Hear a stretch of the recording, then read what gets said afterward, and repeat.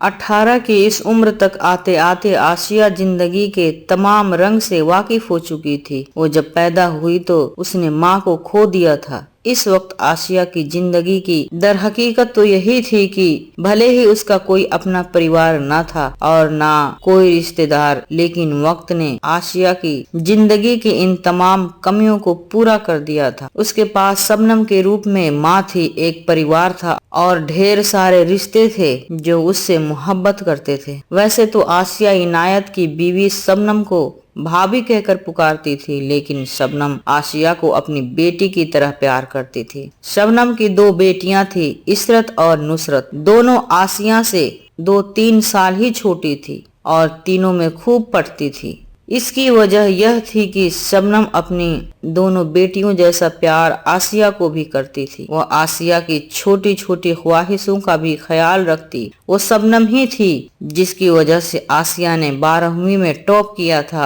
और अब ग्रेजुएशन कर रही थी। शबनम के कोई बेटा नहीं था। वो अपने देवर अशफाक को बेटे की तरह मानती थी। तकरीबन 18 साल पहले अशफाक के अब्बू को किसी चौराहे पर मैले कपड़ों में एक औरत नजर आई। वो प्रेग्नेंट थी। उसकी दिमागी हालत भी दुरुस्त नहीं थी। लोग उसे पागल कहते थे। लियाकत बेग उस औरत को घर ले आए। बच्चे के जन्म का वक्त करीब आया तो उस पगली को हॉस्पिटल में भर्ती कराया गया और आसिया को जन्म देते समय उस औरत की मौत हो गई। तभी से आसिया इस घर का हिस्सा हो गई। आसिया अब 18 साल की हो चुकी थी। उसकी परवरिश इस घर की बेटी की तरह हुई थी। उसे कभी इस घर में बोरियत महसूस नहीं हुई। वो बहुत खुश रहती थी। शबनम चाहती थी कि आसिया की शादी उसके देवर अशफाक से हो। शबनम को आसिया के लिए अशफाक ही सबसे लायक शख्स नजर आता था। शबनम चाहती थी कि आसिया अब तक इस घर में बेटी बनकर रही, अब आगे की जिंदगी वह इस घर में बहू बनकर बिताए। अशफाक की माँ भी यही चाहती थी। 10 साल पहले इंतकाल के वक्त उन्होंने शबनम से अपने दिल की बात कही थी। तब अशफाक और आसिया दोनों छोटे थे। आसिया भी अशफाक को पसंद करती थी, लेकिन अपनी ख्वाहिशों पर काबू करना जानती थी। वह चाहती थी कि दोनों की शादी हो, लेकिन उसने तय किया था कि वह कभी भी अपनी मोहब्बत का इजहार नहीं करेगी। जिस परिवार ने उसे जिंदगी दी, खुशियां दी, नाम दिया, वो परिवार अपनी मर्जी से उसे अपनाए या उसे कहीं और ब्याह दे। आसिया को इस परिवार के हर फैसले को तस्लीम करना था, लेकिन उसकी शादी अशफाक से हो और इसमें सबकी रजामंदी हो। आसिया दिल से तो कुछ ऐसा ही चाहती थी। इधर अशफाक भी आसिया से मन ही मन मोहब्बत करता था, लेकिन उसकी जिंदगी में मोहब्बत से बड़ी उसकी वो मंजिल थी जहां वो पहुंचना चाहता था। इसीलिए उसे अपनी पढ़ाई से ज्यादा और किसी से मतलब नहीं था। अशफाक सुबह उठकर तैयार होता और फिर कॉलेज के लिए निकल जाता। छुट्टी के दिन दिन भर अपने बागीचे में टहलता। अशफाक फाइनल ईयर में था और आसिया अभी ग्रेजुएशन में दाखिल हुई थी। लेकिन जब अशफाक घर में होता तब आसिया का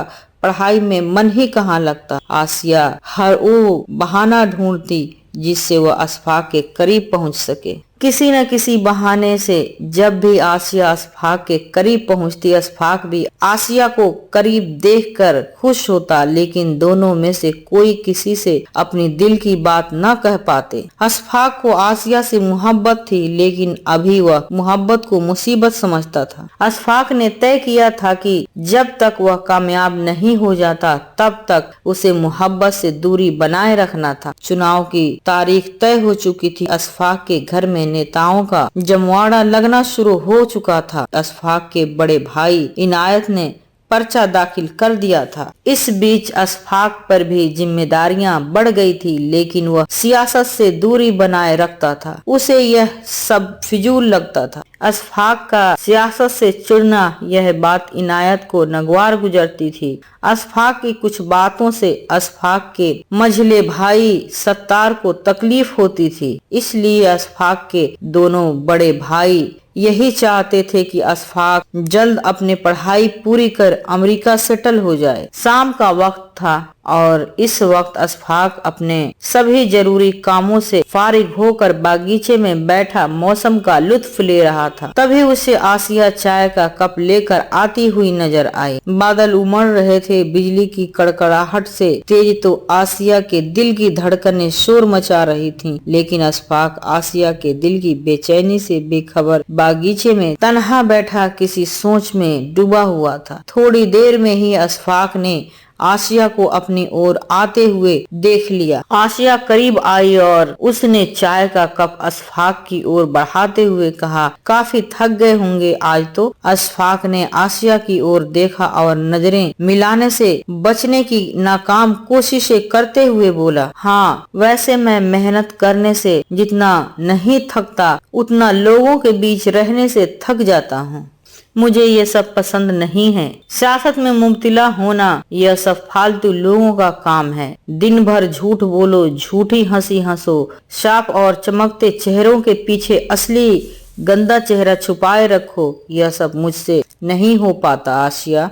आसिया अशफाक को बचपन से जानती थी, इसलिए उसे पता था कि अशफाक को भीड़ भाड़ पसंद नहीं। वो हमेशा लोगों से दूरी बनाए रखता, लेकिन न चाहते हुए भी अशफाक को सियासत के खेल का हिस्सा बनना ही पड़ता। आसिया ने अशफाक के मूड को बदलने की कोशिश की और अशफाक की ओर मुखातिब होकर कहा, अच्छा बताओ, आपको लोग पसंद नहीं, लेकिन जिंदगी तो समाज के साथ ही चलती है ना अशफाक। अकेला भी कोई रह सकता है भला। चलो बताओ कि आप लोगों के बिना जिंदगी कैसे बिता लोगे। कोई तो चाहिए ना जो आपके दुख सुख का साथी हो, जो आपकी खुशियों को बांट सके, आपके दर्द को साझा कर सके, आपके साथ कदम मिलाकर चल सके या आपकी तन्हाइयों की परछाई बन सके। आसिया बोल रही थी और अशफाक सुन रहा था। आसिया की आवाज के साथ बादलों में चमकती बिजली की आवाज भी ताल मिलाकर गूंज रही थी। अशफाक को ऐसा लग रहा था मानो कि वो किसी थिएटर में बैठा हो, सामने उसकी हीरोइन अपने हीरो से कुछ कह रही हो और हीरोइन की आवाज के साथ ही बैकग्राउंड म्यूजिक बज रहा हो। आसिया के खूबसूरत सवाल पर थोड़ी देर अशफाक कुछ न बोल सका। फिर उसने चुप्पी तोड़ी और आसिया की ओर देखने से बचते हुए कहा, देखो आसिया, मुझे झूठे और फरेबी लोगों से दिक्कत है। हाँ, यह ठीक है कि सब लोग एक जैसे नहीं होते, लेकिन मैंने देखा है कि सियासी लोग जहाँ भी होते हैं वहाँ सच्चाई के लिए कोई जगह ही नहीं होती। इसी वजह से ये घर मुझे काटने को दौड़ता है,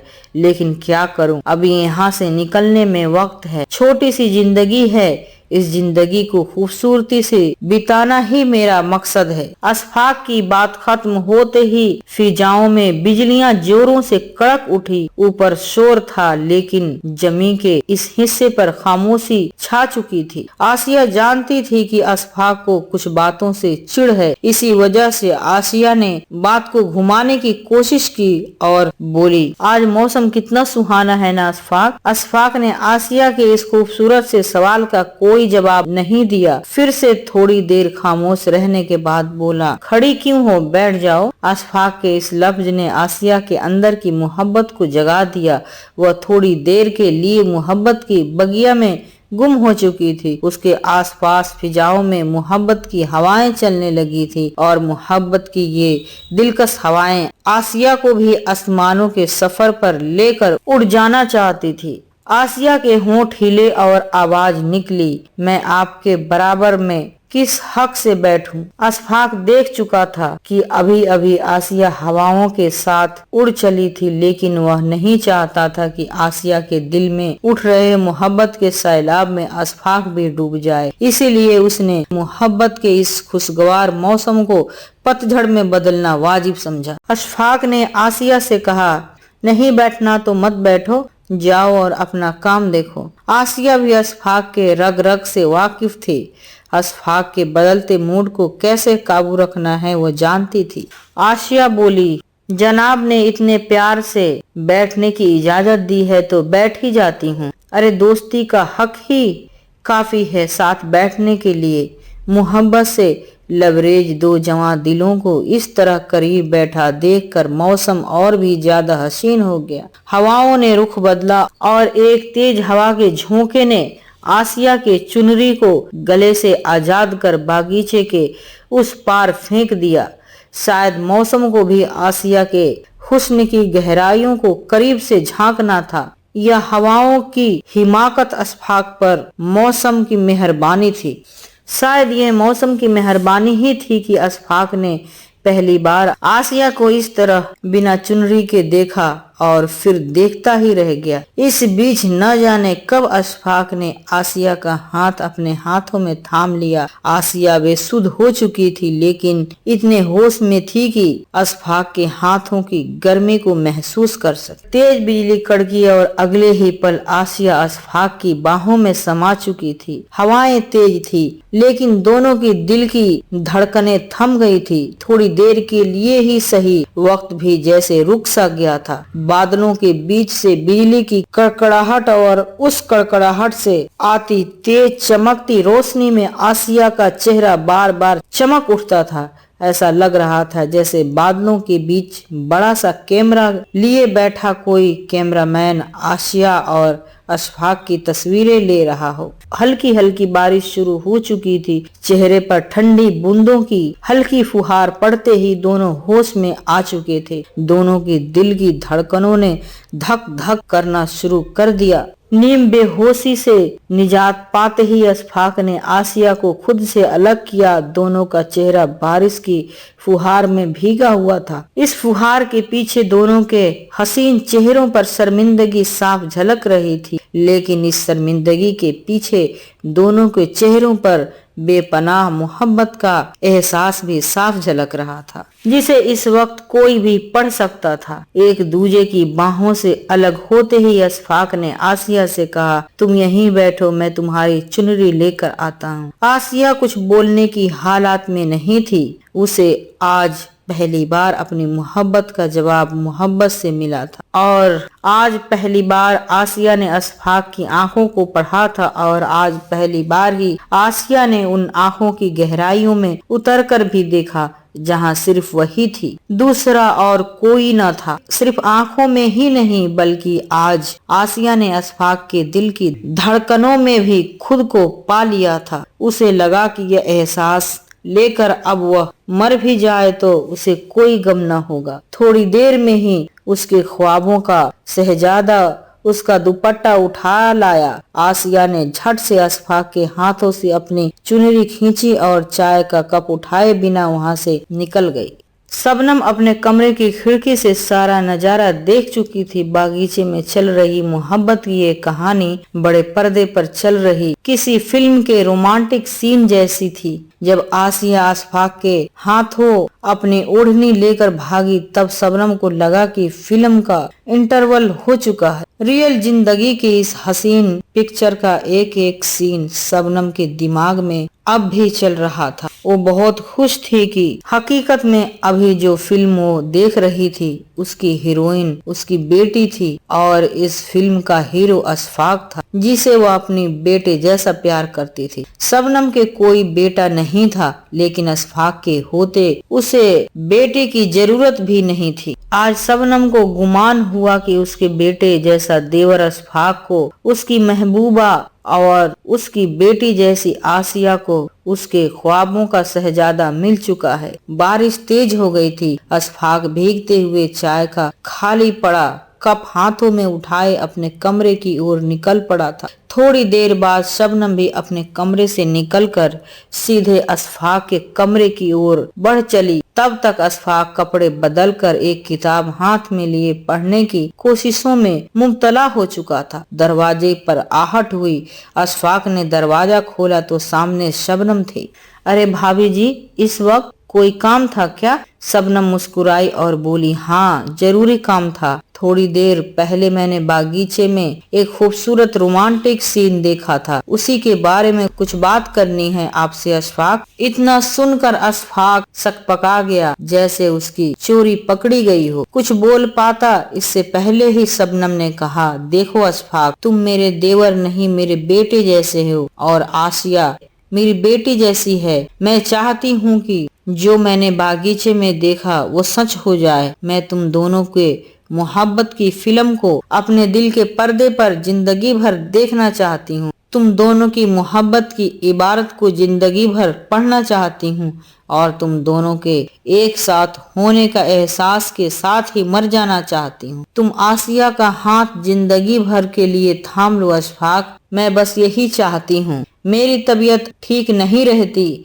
न जाने कब मैं खत्म हो जाऊं। उससे पहले मैं तुम दोनों की शादी देखना चाहती हूँ। अब यही मेरी आखिरी ख्वाहिश बची है। अशफाक, इसे पूरा कर दो। कमरे के बाहर खड़ी आसिया दोनों की इस गुफ्तगू को सुन रही थी। शबनम की बातें सुनकर उसकी आंखें डबडबा गई। उसकी अपनी माँ होती तो वो भी उसकी मोहब्बत के लिए शायद कुछ ऐसा ही जद्दोजहद करती। उसने अपनी माँ को कभी नहीं देखा, लेकिन माँ क्या होती है उसे आज एहसास हो चुका था। शबनम ने उसे जन्म नहीं दिया, लेकिन जन्म देने वाली माँ जिंदा होती तो शायद वो भी ममता की उन ऊंचाइयों को न छू पाती जहाँ इस वक्त शबनम खड़ी थी। शबनम कमरे से निकली तो उसकी नजर पिलर की आड़ में खड़ी आसिया पर पड़ी। वह आसिया के करीब पहुंची और उसका हाथ पकड़कर उसे अशफाक के कमरे तक ले आई। आंखों में आंसू लिए आसिया अशफाक के सामने खड़ी थी। इस वक्त आसिया का चेहरा वो नहीं था जो अशफाक ने बागीचे में देखा था। बिजली की चमचमाती रोशनी में खिले गुलाब सी नजर आने वाली आसिया इस वक्त आंखों में समंदर भरे हुए थी। बादलों में भी उतना पानी न था जितना आसिया की आंखों से बरस रहा था। शबनम ने दोनों का हाथ एक दूसरे के हाथों में थमाया और वहां से निकल आई। शबनम के जाते ही आसिया भी ज्यादा देर न रुक पाई। वो सीधे अपने कमरे में गई और अंदर से कुंडी बंद कर बिस्तर की आगोश में खोकर गुम हो गई। रात के 9 बज रहे थे। शबनम बार बार खिड़की से सड़क की ओर देखती और फिर अपनी कुर्सी पर बैठ जाती। अभी तक उसके शौहर इनायत लौटे नहीं थे। सुबह से इलाके के दौरे पर निकले थे। हालांकि जब से चुनाव का ऐलान हुआ था, देर रात तक बाहर रहना इनायत के डेली रूटीन का हिस्सा था, लेकिन आज कुछ ज्यादा ही देर हो चुकी थी। आमतौर पर इनायत अपने कारिंदों के साथ 8 बजे तक घर आ ही जाता था, लेकिन 9 बजे तक शबनम इनायत की बाट जोहती रही, लेकिन वह नहीं आया। आखिरी बार शाम 7 बजे फोन पर बात हुई थी। तब वो बोला कि हम लोग बस निकल ही रहे हैं, 1 घंटे में घर पहुंच जाएंगे। उसके बाद इनायत का फोन बंद हो गया। इनायत के कई दोस्तों के फोन भी अब स्विच ऑफ हो चुके थे। शबनम ने नौकरों से कहा कि वो खाना खा लें और अपने अपने रूम में चले जाएं। इनायत आएंगे तो मैं इत्तला कर दूंगी। थोड़ी देर में खबर मिली कि इनायत को गोली मार दी गई है। मौकाए वारदात पर ही इनायत की मौत हो चुकी थी। 6 गोलियां लगी थी। गोली चलाने वाले शख्स को भीड़ ने पकड़ लिया और इतना पीटा कि उसने हॉस्पिटल पहुंचने से पहले ही दम तोड़ दिया। शबनम की दुनिया उजड़ चुकी थी। इस वक्त अशफाक और आसिया ने ही संभाला हुआ था और अगले कई दिनों तक यही दोनों साये की तरह शबनम के साथ रहे। इनायत के कत्ल का मोटिव सबके सामने आईने की तरह साफ था। यह कत्ल सियासी रंजिश का नतीजा था और कातिल भी पकड़ा जा चुका था। बयान दर्ज होने से पहले ही कातिल ने दम तोड़ दिया, इसलिए पुलिस अभी जांच में जुटी थी। कुछ लोगों का तो ये भी कहना था कि इनायत के मौत के पीछे इनायत के भाई सत्तार का हाथ है, लेकिन इस बात का कोई सबूत किसी के पास नहीं था। पुलिस ने इस एंगल से भी छानबीन करने की कोशिश की, लेकिन सत्तार के खिलाफ पुलिस को कोई सबूत हाथ न लगा। इनायत के कत्ल के 6 महीने गुजर चुके थे। फिर से चुनाव का ऐलान हुआ और इस बार इनायत का नया वारिस चुनावी मैदान में था। वह था इनायत का छोटा भाई सत्तार। सत्तार को भाई की मौत का फायदा हासिल हुआ और उसने जबरदस्त वोटों से जीत हासिल की। इधर शबनम की पूरी दुनिया बदल चुकी थी। अब शबनम घर की वो मालकिन नहीं थी जिसकी बात पत्थर की लकीर हुआ करती थी और उसके शौहर इनायत की यह हवेली भी अब वह नहीं रह गई थी जहां सिर्फ शबनम का हुक्म चलता था। अब इनायत की चल अचल संपत्ति का मालिक सत्तार ही था, जिसके इशारों के बिना अब हवेली का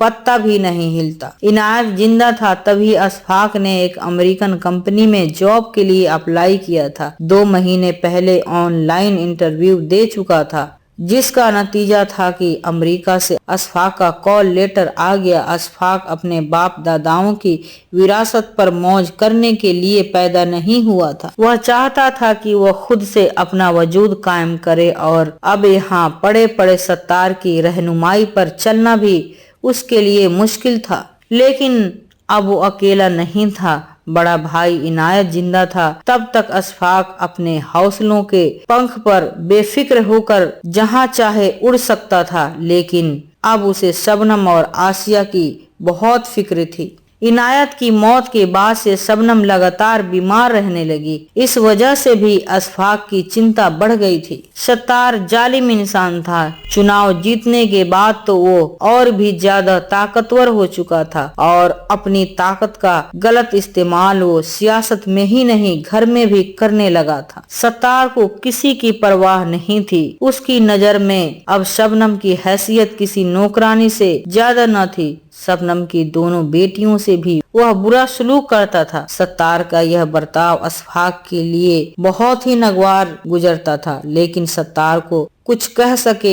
इतनी औकात किसी की नहीं थी। शबनम के शौहर इनायत की हवेली अब 2 हिस्सों में बढ़ चुकी थी। एक ओर शबनम और अशफाक के हमदर्दों की छोटी सी दुनिया थी, तो दूसरी ओर थी सत्तार की हुकूमत। अशफाक किसी से डरता नहीं था, लेकिन वो जानता था कि सत्ता के नशे में चूर सत्तार का वह कुछ नहीं बिगाड़ सकता।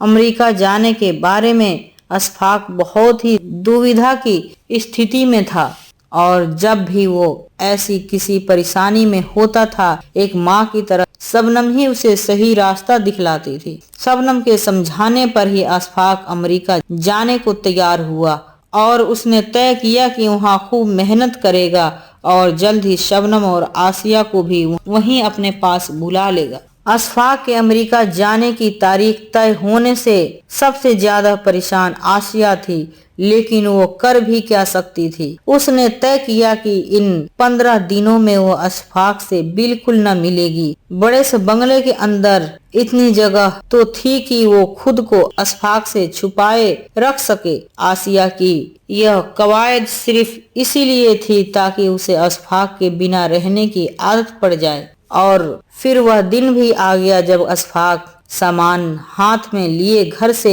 बाहर निकल रहा था। शबनम और शबनम की दोनों बेटियां रो रही थी। कुछ पुराने नौकर भी गमजदा थे और अशफाक को विदा करने की कवायद पूरी कर रहे थे, लेकिन अशफाक की नजरें जिसे ढूंढ रही थी वो वहाँ नहीं थी। अशफाक सुबह से आसिया से मिलने की कोशिश कर रहा था, लेकिन वो बरसात के मौसम में बादलों में छिपे आफताब की तरह कहीं छुप चुकी थी। अशफाक की इस बेचैनी को शबनम समझ चुकी थी।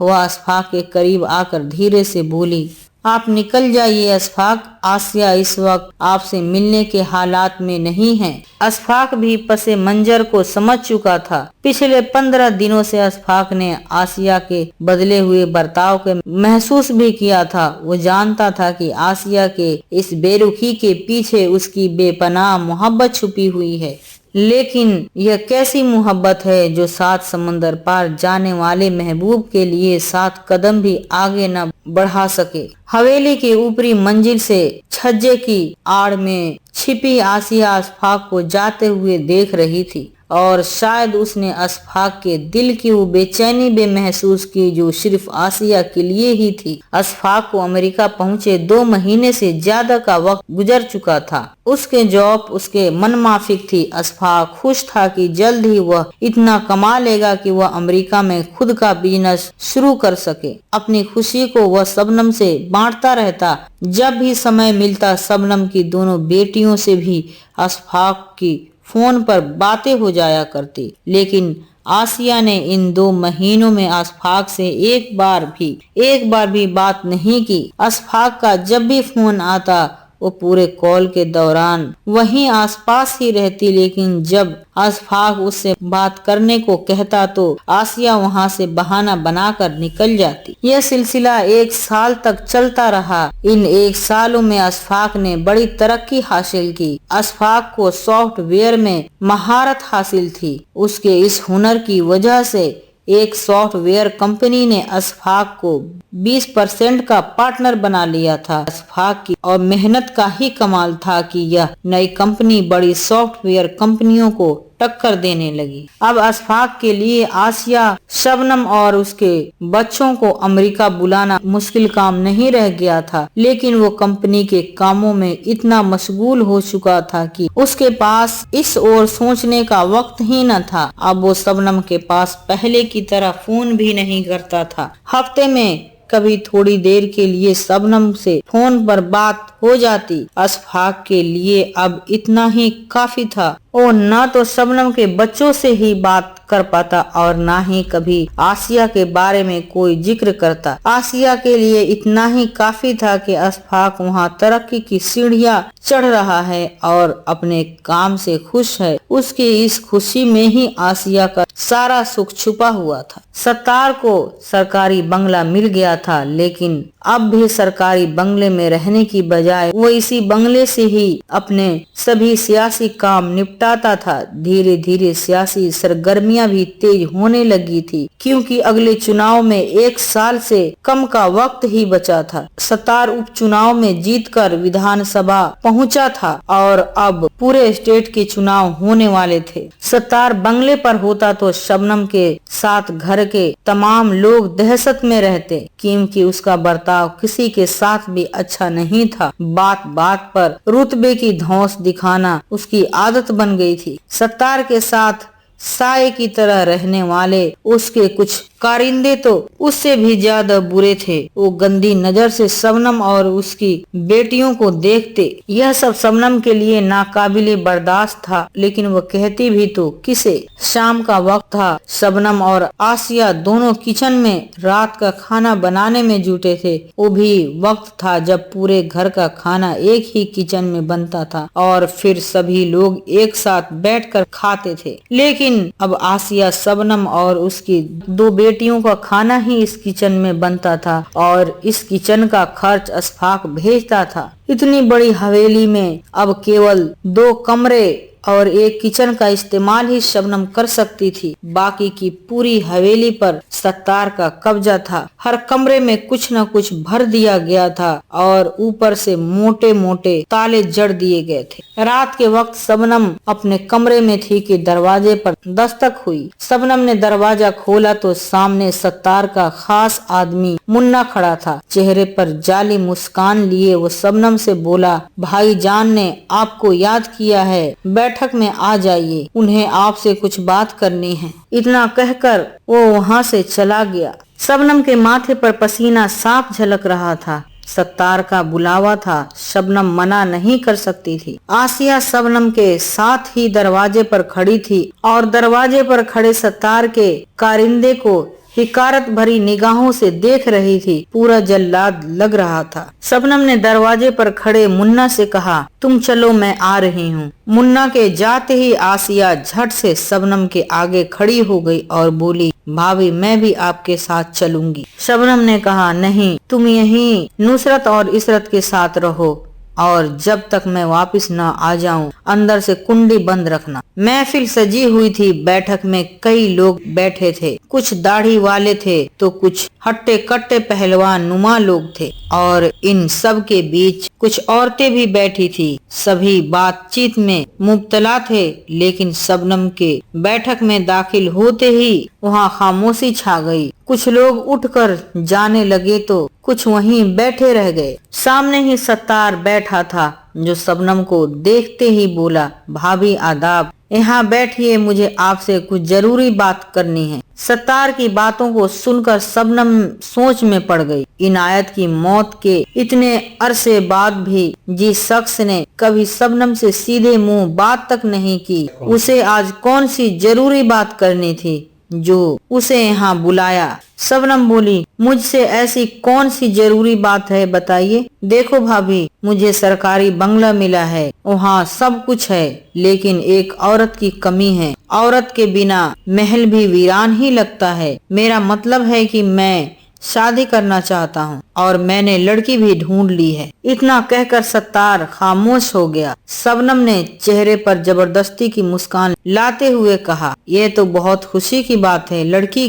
कहाँ की है? सत्तार ने झट से जवाब दिया, इसी घर की। शबनम के पैरों के नीचे से जमीन सरकना शुरू हो चुकी थी। फिर भी उसने खुद को संभाला, लेकिन कुछ बोल न पाई। तभी सत्तार ने धमाका किया और बोला, देखो भाभी, आसिया इसी घर में पली बड़ी है और आखिर आज नहीं तो कल उसकी शादी भी तो हमें ही करनी है। मेरी माँ ने मुझे मरते वक्त कहा था कि बेटा, आसिया की शादी कहीं और न करना, उसे इसी घर की बहू बना लेना। सत्तार की बात सुनकर शबनम गुस्से में लाल हो चुकी थी। वो बोली, माँ जी ने ये बात मुझसे भी कही थी, लेकिन ये बात उन्होंने आपको लेकर नहीं बल्कि अशफाक के लिए बोली थी। सत्तार के चेहरे पर शैतानी मुस्कुराहट साफ झलक रही थी। इसी शैतानी मुस्कान के साथ वो शबनम से बोला, आसिया आपकी बेटी नहीं है और ना ही उससे आपका कोई खून का रिश्ता है, और अशफाक तो अमेरिका में सेटल हो चुका है। अब उसे आसिया जैसी देहाती लड़की की क्या जरूरत है? वो वहीं किसी गोरी से शादी कर लेगा। शबनम गुस्से में आपा खो चुकी थी और इसी गुस्से की सूरत में वो सत्तार से बोली, आसिया मेरी बेटी नहीं है और ना ही आसिया से मेरा खून का रिश्ता है। लेकिन ये भी कान खोल कर सुन लो सत्तार, मैं जब तक जिंदा हूँ ऐसा होने नहीं दूंगी। तुम चाहो तो मुझे मारकर आसिया के साथ कुछ भी कर सकते हो। सत्तार बोला, भाभी गुस्सा न होइए, मैं आपकी यह नौटंकी जानता था, फिर भी मैंने सोचा कि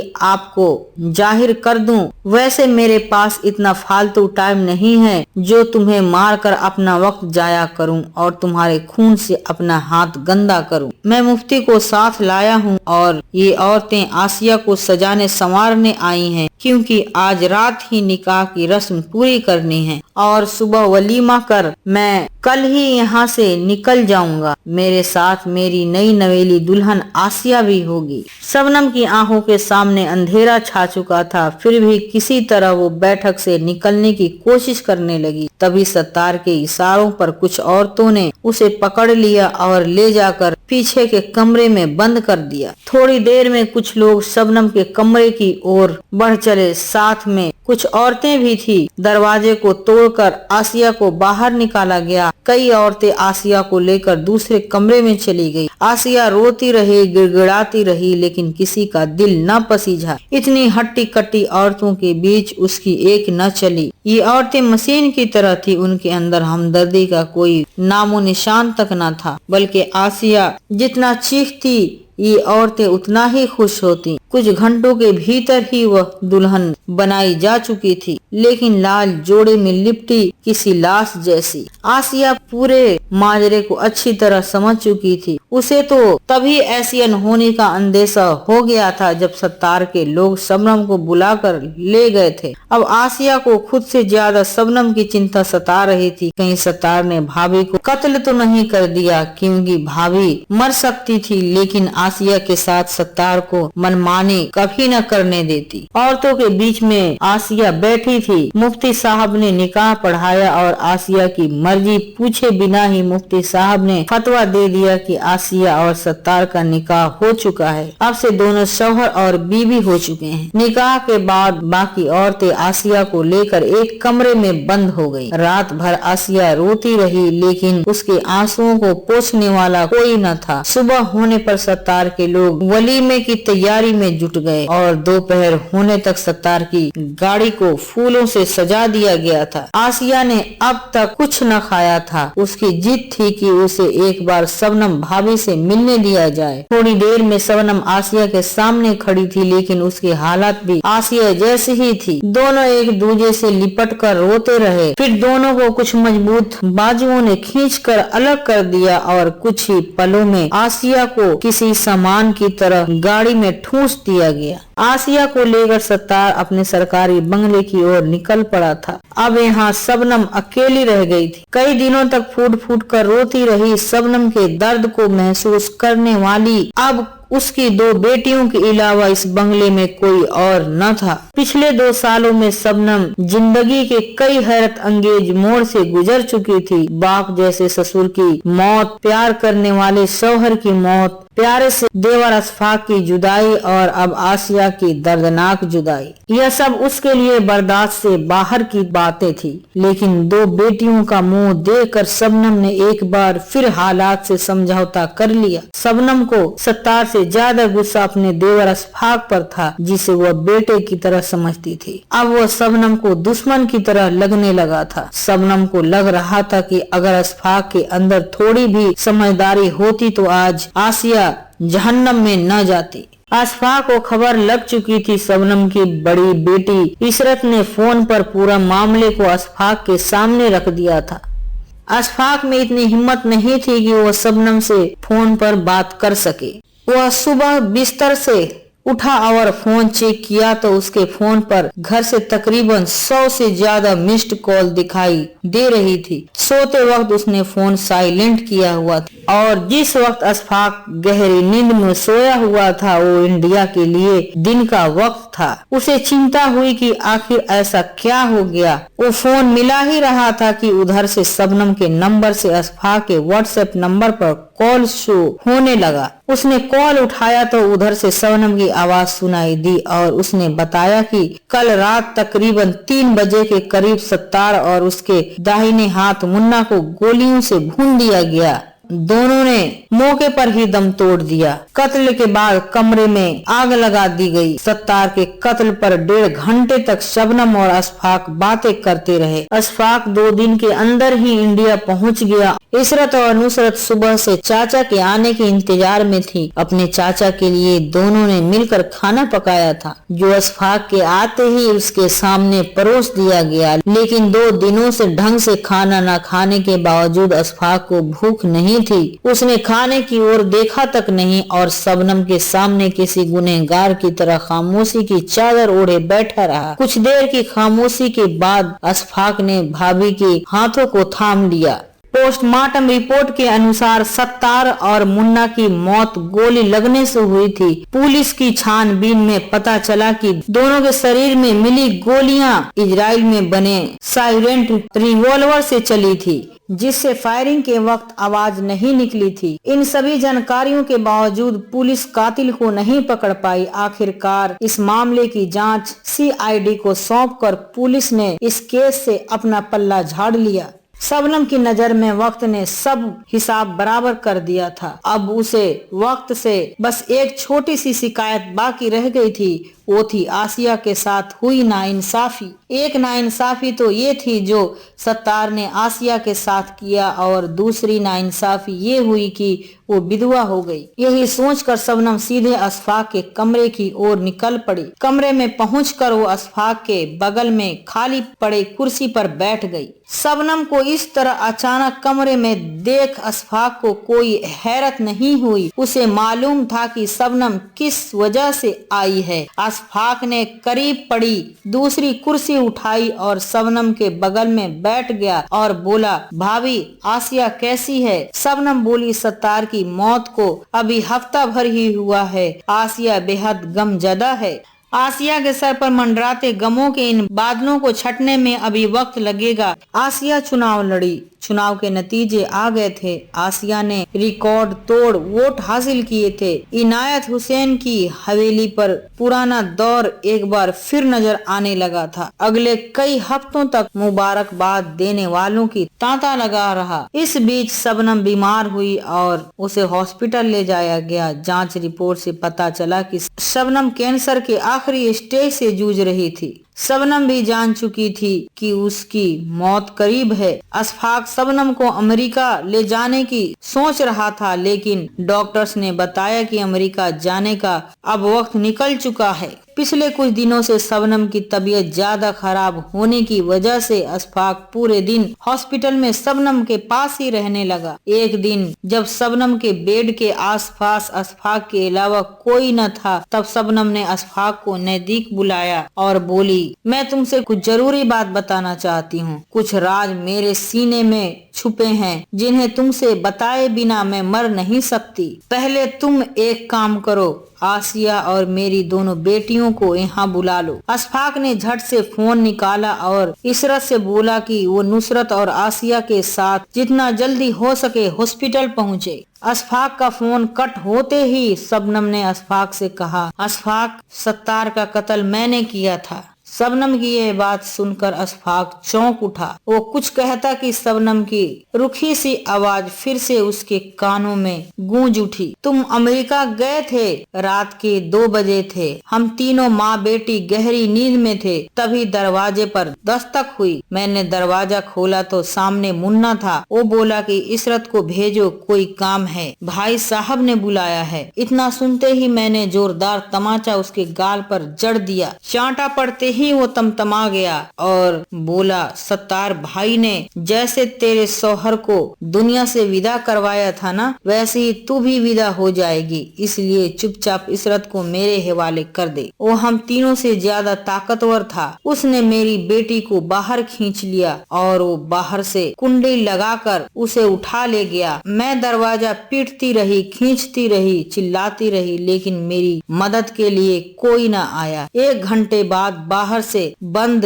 दरवाजा खुला तो सामने मेरी इशरत खड़ी थी, जिंदा लाश की तरह। वो डर के मारे कांप रही थी। कमरे में दाखिल होते ही वो बेसुध हो गई। मैं अपना आपा खो चुकी थी। मैंने इनायत की निशानियों को सबसे छुपा कर रखा था। उन्हीं निशानियों में से एक इनायत की रिवॉल्वर भी थी, जिसे उन्होंने गैर कानूनी तरीके से इजराइल से इंपोर्ट किया था। मैंने इस रिवॉल्वर को लोड किया और कमरे से बाहर निकलकर सीधे बैठक में दाखिल हो गई, जहां मुन्ना और सत्तार अभी तक जगे हुए थे। एक पल भी देरी किए बिना मैंने दोनों पर एक साथ गोलियां चलानी शुरू कर दी और तब तक चलाती रही जब तक रिवॉल्वर की सभी गोलियां खत्म न हो गई। फिर मैंने पूरे कमरे में शराब को उड़ेला और आग लगा दी। मैं ज्यादा देर रुकी नहीं और अपने कमरे में आकर इत्मीनान की सांस ली। देखो अशफाक, मुझसे वादा करो कि यह बात आसिया को कभी नहीं बताओगे। अशफाक ने शबनम का हाथ अपने हाथों में लेकर वादा किया कि वो कभी भी इस बात को